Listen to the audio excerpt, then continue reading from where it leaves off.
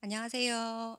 네, 4월 32일 오늘은 마가복음 10장 13절에서 16절 말씀을 가지고 예수님은 나를 사랑하세요 라는 제목으로 함께 말씀 나누겠습니다. 네, 어린이 주일입니다. 오늘날 어린이들은 돌봄을 받을 권리가 있는 귀한 존재라고 우리가 생각을 하지만 성경이 기록될 당시만 해도 어린이에 대한 생각은 오늘과 많이 달랐습니다. 사실 어린이라는 개념은 근대에 이르기까지 이런 개념이 없었어요. 다만 부모에 대해서 자녀라는 생각만 있었는데 자녀는 노동력으로서만 의미가 있는 존재였습니다. 농사짓고 목축하고 수공업을 하면서 아이들이 있으면은 간단한 심부름이라도 할 수 있고 또 좀 더 크면 그 일을 도울 수가 있었던 거죠. 그러니까 자녀는 보호해주고 양육할 어떤 가족의 구성원이라기보다는 자산의 개념에 가까웠고 자녀를 많이 낳을수록 집안에 일손이 많아지니까 다다익선. 그래서 많이 낳길 바랬던 거죠. 그런데 오늘날은 어떤가요? 자녀를 안 낳으려고 하죠. 아이가 자산이 아니라 채무가 되었다는 이야기를 들었습니다. 확 와닿죠. 2013년 보건복지부 발표에 따르면은 아이 하나를 대학 졸업 때까지 키우는데 약 3억 896만 원이 든다고 합니다. 지금 그때부터 한 10년이 지났으니까 훨씬 더 많이 들겠죠. 저는 애가 셋인데 그러면 10억 넘게 든다는 이야기인데요. 겁도 없이 많이 나왔구나라는 생각이 듭니다. 오늘날도 어린이에 대한 인식이 많이 달라지긴 했지만 자녀를 자산의 개념으로 받아들였던 옛날이나 또 채무로 받아들이는 오늘날이나 아이들의 존재 가치를 돈으로 값을 매긴다는 점에서 어쩌면 크게 다를 바가 없구나라는 또 그런 씁쓸한 생각이 듭니다. 어쨌든 이런 관점에서 아이들을 본다면 아이들이 충분히 자라서 자산으로서 그 가치를 발휘할 때까지 혹은 아이에 대한 채무로부터 벗어날 때까지 이 아이들은 그다지 효용 가치가 없는 존재, 성가신 존재로 취급받기 일쑤였죠. 말 그대로 애 취급을 받는 겁니다. 그래서 중요한 의사결정에 아이들은 또 참여할 수 없고 제약을 받고 예의를 차려야 하는 곳, 뭐 이런 곳에는 아이들은 또 배제가 됩니다. 다른 사람한테 피해만 준다는 거죠. 교회에서는 어떨까요? 한 번은 제가 이제 막내가 한 5살쯤 됐을 때, 딱 유아부 또래였을 때, 아이들을 데리고 교회에 갔습니다. 어느 교회라고는 얘기하지 않겠습니다. 예배당 중간쯤 앞이 트인 이 통로에 이제 자리를 잡고 앉았는데, 그래야 이제 아이들이 시야가 트여서 또 예배에 집중할 수 있으니까요. 그런데 자리에 앉자마자 안내하는 분이 뒤따라오시더니 아이가 있으니까 아이를 데리고 뒤로 가라는 거예요. 맨 뒤로 가라고 하시더라고요. 저희 아이 얌전히 앉아 있습니다. 그랬는데도 막무가내로 뒤로 가라 그러셔갖고 그래서 할 수 없이 맨 뒤로 갔죠. 그랬더니 아니나 다를까 아들은 앞이 안 보여서 답답해하고 저도 그런 아이들을 보면서 또 마음이 좀 어려워서 예배에 집중을 하지 못했던 그런 아픈 기억이 있습니다. 그러고 보면 예배당도 아이들이 들어가기에 참 제약이 많은 공간이 아닌가 싶습니다. 오늘 우리가 살펴볼 본문도 예배당에서 예배를 드렸다고는 하지 않지만 예수님이 계시고 또 예수님의 말씀을 듣기 위해서 많은 사람들이 모인 그런 예배당과 같은 그런 공간이었습니다. 모두들 예수님의 말씀에 귀 기울여 들으려고 했을 거예요. 그런데 눈치 없이 예수님이 만져주시길 바라고 아이들을 안고 온 부모들이 있었던 거예요. 사람들이 안고 왔다니까 이제 우리 유아부 또래의 아이들이거나 아니면 더 어린 그런 아이들이었을 것 같아요. 그런데 안내하는 제자들이 이 부모들을 제재합니다. 제자들은 왜 어린아이를 데려오는 사람들을 꾸짖었을까요? 제가 당한 것처럼 예배는 엄숙하고 경건해야 되는데 예배 때 사람들한테 방해가 되니까 스스로 제어가 안 되는 애들이 방해하지 못하도록 어떻게 격리시키려는 의도였을까요? 솔직히 애들이랑 같이 예배드리면 집중 안 되지요. 우리도 잘 알죠. 그래서 많은 교회가 잠옷실, 뭐 우리 교회 같은 경우는 패밀리 채플이라고 해서 아기가 있는 사람들은 그곳에 들어가서 따로 예배를 드리도록 합니다. 애들 때문에 다른 성도들이 방해받지 않도록 또 애들 때문에 부모도 민망하지 않도록 이렇게 서로를 좀 격리시켜 놓은 일종의 배려인 거죠. 그런데 제자들이 아이들을 막는 걸 보고 예수님이 어떤 반응을 보이셨나요? 예수님은 제자들을 꾸짖는 정도가 아니라 보시고 분노하셨다고 했습니다. 예수님 왜 이렇게 화가 나셨을까요? 예수님 그렇게 버럭버럭 화내시는 분 아니고 정말 화내는 거 흔치 않은데 말이죠. 예수님은 아이들이 나에게 오는 것을 용납하고 금하지 말라라고 제자들에게 말씀하십니다. 그리고 그 이유를 말씀하시는데 먼저 하나님의 나라가 이런 자의 것이다. 그리고 누구든지 하나님의 나라를 이 어린아이들과 같이 받들지 않는 자는 결단코 그곳에 들어가지 못하리라 말씀하십니다. 예수님이 이렇게 어린아이를 하나님 나라와 연관을 짓고 계시는데 이 말씀을 가지고 제자들의 행동을 거꾸로 왜 그랬는지를 유추해 보면 제자들은 어린아이들을 하나님의 나라에 들어가서는 안 되는 자라고 생각을 했던 거죠. 하나님의 나라에 합당하지 않은 자라고 생각했습니다. 제자들이 생각한 하나님의 나라에는 아이들이 들어갈 발디딜 틈이 없었던 거죠. 예수님은 하지만 오히려 이런 자들이야말로 예수님이 가리키고 성취하시려는 그 하나님 나라에 합당한 자들이라고 말씀하시는 겁니다. 정반대의 생각을 갖고 있었던 거죠. 그럼 제자들이 생각한 하나님의 나라는 도대체 어떤 나라였을까요? 마가복음에는 아이가 또 한 명 등장하는 본문이 있는데 바로 요 앞에 9장입니다. 이 9장에는 제자들이 지금까지 예수님을 쫓아 다녀왔지만 이제 예루살렘으로 올라가는 길에 그 길에서도 누가 크냐 이렇게 다투는 장면이 나오는데 예수님께서 제자들이 이렇게 다투는 걸 보시고 어린아이 하나를 데려다가 제자들을 가르치시는 겁니다. 누구든지 내 이름으로 이런 어린아이 하나를 영접하면 곧 나를 영접함이요. 누구든지 나를 영접함이 아니요. 나를 보내신 이를 영접함이니라 라고 말씀을 하십니다. 하나님의 나라는 세상의 원리와 전혀 다른 원리를 따르고 있다라고 말씀하셨습니다. 만약 제자들이 이 말씀을 귀담아 듣고 또 잘 배웠다면 이렇게 사람들이 어린아이를 데리고 왔을 때 어떻게 했어야 했나요? 잘 영접했어야 합니다. 하지만 제자들은 여전히 아이들을 데리고 오는 부모들을 꾸짖었던 거죠.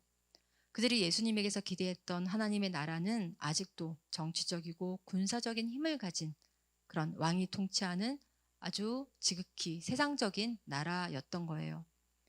그런데요, 이런 힘을 가진 게 뭐가 잘못됐나요? 아니요. 그런 힘을 가지는 게 잘못된 게 아닙니다. 부자도 되고 고위 관리도 되어야 하고 될 수 있습니다. 얼마든지요.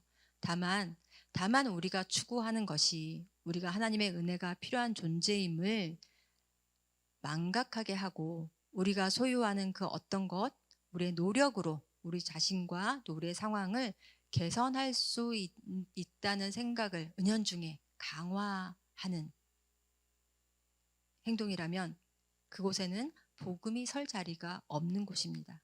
복음을 내팽겨치는 행동인 거죠. 우리가 가진 인간의 힘으로 우리 노력으로 무언가를 한다는 것이 바로 인본주의죠. 그래서 인본주의는 기독교와 대척점에 있습니다. 때로는 그런데 하나님의 이름으로 무언가를 하면서도 실제로는 인간의 노력과 공로로 하나님께 다가가려는 이런 일들이 벌어집니다. 그럴 때는 열심히 할수록 하나님으로부터 가까이 가는 게 아니라 하나님으로부터 멀어지게 되는 거죠. 하지만 하나님께서 예수님을 통해 이 땅 가운데 이루고자 하신 그 하나님의 나라는 어떤 나라라고 했나요? 하나님의 나라는 우리가 가진 힘이나 우리가 가진 자원으로 세울 수 있는 나라가 아니라 오직 은혜로 성부, 성자, 성령 하나님께서 세우시는 나라라고 했습니다. 그리고 그 나라에 들어갈 수 있는 조건이 뭐라고요? 어린아이처럼 하나님 나라를 받아들이는 것이라고 말씀하십니다. 어린아이처럼 하나님 나라를 받아들인다는 건 어떤 걸까요? 어린아이들은 계산하고 따지지 않죠. 자신이 가진 것이 없기 때문에 부모에게 모든 걸 다 의지하는 것처럼 하나님만 의지하는 자들이라는 겁니다. 성경에서 가난한 자는 복되다 라고 할 때 그 가난한 자들입니다. 자기에게 있는 어떤 것에 의지하지 않는 자들입니다. 하나님 나라에 들어가는 것은 이렇게 오직 하나님만 믿고 의지하는 믿음으로 들어가는 데 비해서 바로 이어서 나오는 이야기가 뭐냐면 부자 청년에 관한 이야기거든요. 이 부자 청년은 이런 어린아이와 굉장히 대조적인 인물입니다. 이 사람은 어려서부터 율법도 잘 지켰어요. 부자에다가 젊은 남자입니다. 이스라엘에서 물질적인 부는 하나님이 주신 복이라고 생각했는데 부자가 천국에 들어가기가 얼마나 어려운지 예수님이 말씀하셨을 때 제자들이 놀란 이유도 바로 이것입니다. 이 부자 청년은 이스라엘 사회에서 엄친아 중에 엄친아죠. 그런데 그가 가진 것을 다 팔아서 가난한 자들에게 나눠주라라는 예수님의 말씀을 듣고 어떻게 하나요? 그가 가진 재물이 많아서 근심하고 돌아갔다고 했습니다. 예수님은 이 부자 청년을 보시면서 부자가 천국에 들어가는 것이 얼마나 어려운지를 말씀하시죠. 부자 청년은 사람들이 부러워할 만한 그런 조건은 다 갖고 있었고, 이런 사람이 천국에 못 가면 누가 갈 수 있겠는가라고 생각을 했는데, 오히려 그가 가진 그것 때문에 하늘나라에 못 들어가게 되는 거죠. 하지만 하나님 나라는 자기가 가진 것도 없고, 아니 많이 가지고 있어도 자기가 가진 그것 때문이 아니라 오직 하나님만 의지하는 어린아이 같은 순수한 믿음의 사람이 들어가는 나라라는 거예요. 그런데 제자라는 이 사람들은 여전히 명예와 권력, 소유 이런 것들을 추구했기 때문에 힘없고 또 가진 게 없는 이 어린아이들을 꾸짖고 들어오지 못하게 막았던 거예요. 그리고 예수님은 이런 제자들을 보고 답답하셨던 거죠. 분노하셨습니다. 안내를 하라고 세워놨더니 엉뚱하게 한 거예요. 예수님이 전하시고 곧 십자가 부활을 통해 열어놓으신 그 하나님 나라가 아니라 유대인들이 여태껏 붙잡고 있었던 율법과 자기의 눈에 보이는 어떤 힘, 그가 소유하고 있는 무언가를 가지고 이 사람들을 판단했던 거죠. 예수님을 거의 3년 동안 쫓아다닌 제자라고 하지만 여전히 이들은 예수님의 제자가 아니라 세속적인 사람들이었습니다. 예수님의 나라는 지금 우리 대부분이 바라는 것들, 내가 가지면 좀만 더 가지면 좋겠다라고 생각하는 그 어떤 돈, 권력, 명예, 그 어떤 것보다도 그런 것들이 아니라 예수님만 전적으로 의지하는 자에게 열려 있습니다. 아니, 그렇지 않으면 결단코 못 들어간다고 예수님께서 단호히 말씀하십니다. 도리어 약한 것을 자랑하고 가난한 자, 약한 자를 없다고 무시하지 아니하고 하나님의 형상으로서 형상을 가진 자로서 그들을 사랑하고 돌보는 그런 나라입니다. 예수님은 그 어린아이들을 안고 그들 위해 안수하시고 축복하셨습니다. 그럼 우리는 하나님 나라에 들어갈 수 있을까요? 우리가 하는 일들은 이 하나님 나라를 향해 가고 있는 게 맞나요? 우리 아이들에게 더 많은 것들을 가지도록 해서 오히려 하나님 나라로부터 멀어지게 만들고 있는 건 아닌지 가끔 걱정이 됩니다. 그걸 알아보는 리트머스 시험지가 있습니다. 바로 내가 내 주변 사람들을 어떻게 어떤 마음과 태도로 대하고 있는지를 보는 거죠. 내가 사람들을 평가하는 잣대를 가만히 들여다보세요.